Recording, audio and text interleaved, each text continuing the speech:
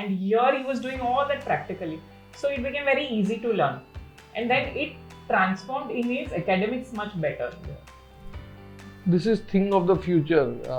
Currently, if you go to IB school, they have included robotics as a course in their daily study. So once a week or so, they teach robotics as a subject in IG and IB. Having said that, 5 years down the line, this will come down to every school that is going to teach you from 6 to 10. Robotics would be a part of your learning curriculum.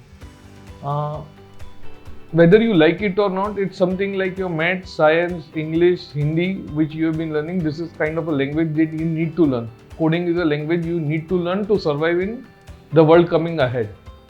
The choices that we make every day is everything driven by robots right now.